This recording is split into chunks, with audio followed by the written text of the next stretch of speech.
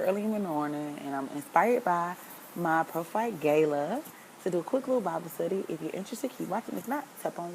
I'm reading 2 Peter, and it starts off by talking about how, in order for you to live a moral life and a great life, basically, is you have to grow in the knowledge of God, like knowing who He is and reading His Word. And with that, it's also important to know that, like, if you know Christ, like, you're supposed to share Him. Like, I think it says, like, you're supposed to share Christ and escape the world. So what I got from that was, don't be selfish with what you know about God. Like, you're supposed to share it. It's not just for you. Even Peter, he knew he was going to die when he was writing this. He was like, nah, I'm going to write this so y'all will be strong. He goes on to talk about, like, qualities you should have, basically, if you don't want to be useless. Like, knowledge, godliness, affection, faith. And then Peter goes on to say, like, the faith that he has in God and the Holy Spirit and stuff is not based on what he heard. He specifically says, like, this is what I personally seen. But in chapter 2, it takes a little twist, and it's like, starts talking about, like, deception and stuff like that. Basically, how people gonna come and try to play you.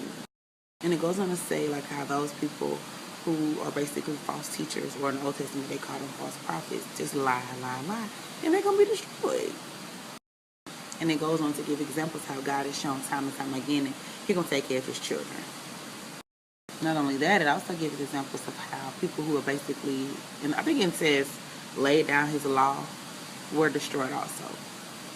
And so what I mean by laid down His law, like the people who do selfish things, like who purposely do wrong and know the right thing to do. Those people. This morning when I'm reading the rest of chapter 2, it's like, they were slick clowning folks, y'all. Like, let me tell you. He compared those that like blaspheme the Holy Spirit, just like, y'all like animals. Like, y'all really just going and bouncing from thing to thing, no type of focus, no nothing. So one of the main things that stood out to me was, he said their payback will be the harm that they did. For my people that believe in karma, or the whole do unto others you have been done to you, all that, that's real. Finish it off, he talks about how for those who know Jesus and know the right thing to do and know righteous ways and things like that, it's going to be worse for them. Like, it's going to be worse for those type of people in the end. Like, it's better for you to not even have heard of Jesus and doing wrong versus you know Jesus and still doing wrong. Like, it literally says you talk, but your words empty. I think it's that, what is that, verse 19? 18, one on. And by doing wrong, or, you know what I'm saying, not trying your best to live for God and stuff like that, you basically like a dog that keep returning to his throat.